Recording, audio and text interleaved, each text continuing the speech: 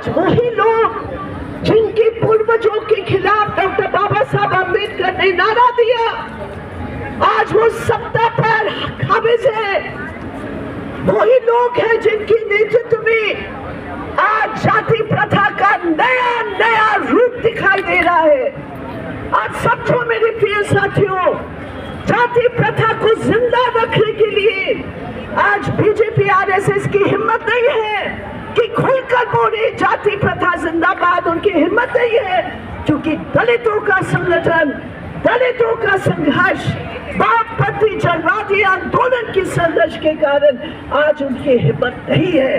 लेकिन किस रूप में जिंदा रख रहे हैं? आज अलग अलग जाति का पहचान के नाम पर कोई वाल्मीकि, कोई जाटव, कोई कोली, कोई अलग अलग जातियों के नाम पर वो जाति का पहचान बनाते हैं, लेकिन जाति प्रथा बरकरार रखते हैं। ये उनकी नई नीति है, पहचान की, जाति पहचान की नीति। आज बीजेपी आरएसएस जाति को जिंदा रखने के लिए जाति प्रथा का जो वन व्यवस्था है, ऊंच नीच का जो व्यवस्था है, उस पर वो कभी हमला नहीं करेंगे।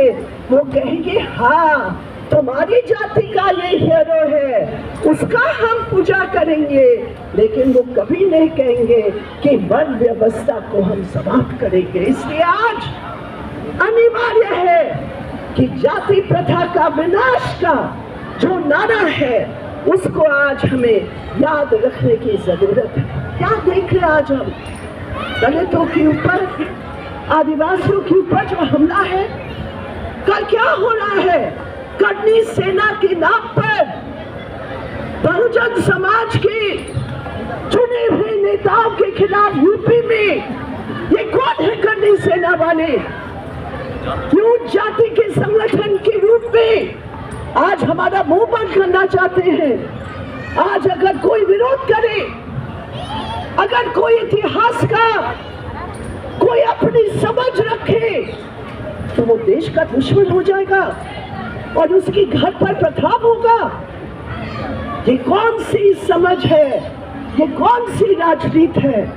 आज भी उस हाथरस की लड़की जिसके साथ सामूहिक बलात्कार हुआ, जिसकी हत्या हुई, मेरे प्रिय साथियों, हम लोग जाते हैं उनके घर, आज उन्हीं के भाई कैद है उस घर में, उन्हीं के माँ बाप पीड़ित है, और जिन्होंने वो अपराध किया वो छाती पीट कर घूम रहे हैं। ये है कर्णी सेना वाले। राजस्थान के अंदर एक कांग्रेस की नेता, विपक्ष की नेता जूली जी, वो राम मंदिर में जाते हैं, वहां कोई प्राण प्रतिष्ठा का कोई सेरेमनी था। जब वो वापस आते हैं, वहां बीजेपी का वरिष्ठ नेता वहां गंगा जल से उस मंदिर को साफ करते हैं। ये क्या है? इसलिए ये ढोंगी लोग आज अम्बेडकर, बाबा साहब अम्बेडकर की मूर्ति पर जाके माला देते हैं, लेकिन उनके दिल और दिमाग में वो मनुवादी हिंदुत्व सोच वो भरा हुआ है, और पूरे देश भर में दलितों को इस्तेमाल करके अपने सांप्रदाय का एजेंडा को पूरा करने के लिए आज वो लगे हैं। इसलिए मेरे प्रिय साथियों, आज के दिन केवल श्रद्धांजलि का नहीं है, आज के दिन केवल फूल चढ़ाने का नहीं है, वो तो है ही हमारी इज्जत, लेकिन आज के दिन ये शपथ लेने की दिन है कि हम आगे बढ़ेंगे। मजदूर किसानों की जो संघर्ष है, मेहनत कश जनता का जो सबसे बड़ा हिस्सा दलितों का है, उनके आर्थिक न्याय के लिए, उनकी वर्गीय न्याय के लिए, वर्ग संघर्ष के आधार पर, सामाजिक संघर्ष के आधार पर, हमारे प्रिय नेता कॉमरेड सीताराम येचुरी कहते थे, अगर हमें छुआछूत को समाप्त करना है तो दो पैर पर चलो, एक पैर वर्ग संघर्ष का और दूसरे पैर बढ़ते हैं सामाजिक न्याय के लिए।